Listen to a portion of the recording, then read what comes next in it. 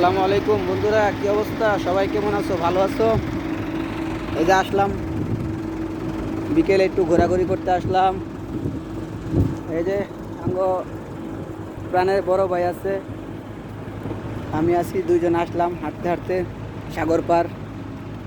সাগর পাড়ের মুহূর্তগুলো অনেক ভালো লাগে।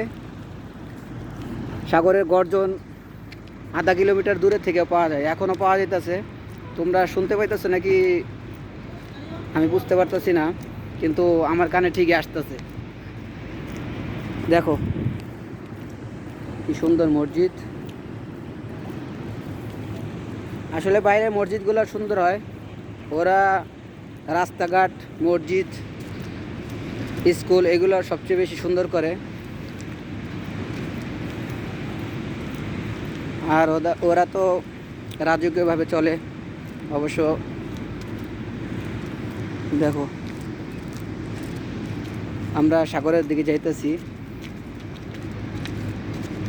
আর 1 মিনিট লাগবো যাইতে। সাগরের আজকে অনেক ঢেউ, প্রচণ্ড ঢেউ। বিশ্বকাপ তো ফুটবল খেলার সময় আমরা এনো একদম ফুটবল খেলা। এই দেখো সাগরের পার, আর কত বড় টাওয়ার দেখো, বিশাল বড় টাওয়ার। রাত্রিবেলা দেখতে আরো সুন্দর লাগে। দিনের বেলা আসছি তো আমরা, বিকেলের দিক দিয়ে আসছি, তাও বিকেলে ঘোরাঘুরিটা করলে মনটা ভালো থাকে। আর রাত্রে ঘোরাঘুরি করে ঘুমাইলে ঘুমটা ভালো হয়। ঠিক আছে, তোমাদের দেখাবো, তোমরা একটু অপেক্ষা করো। আমরা সাগরের প্রায় নিকটে চলে আসছি, তো আমার মতো তোমরা উপভোগ করবা। দেখো কি সুন্দর সাগরের পরিবেশ।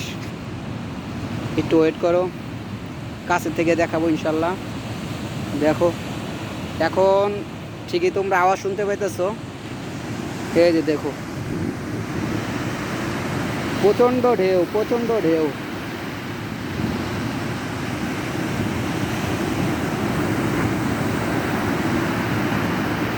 দেখো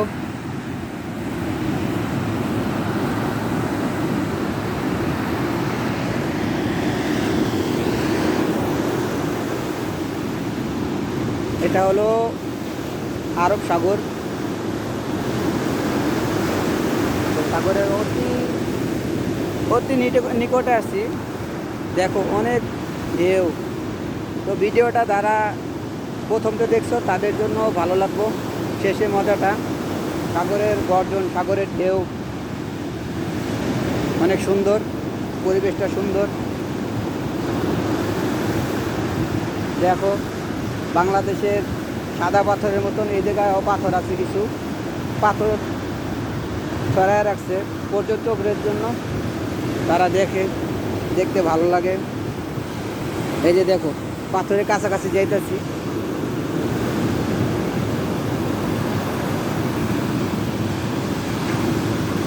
এই জায়গায় কিন্তু গর্ত গর্ত আছে, কিন্তু খাদের মতন।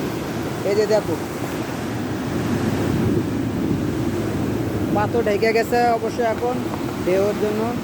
ঢেউটা একটু নিচে নামলে দেখতে পারবা যে কত পাথর। অবশ্য চারিদিকে পাথর নাই, এই জায়গাটার ভিতরে বেশি পাথর। এই যে পাথর এখন দেখা দিতেছে, আবার ঢেউ আসতেছে।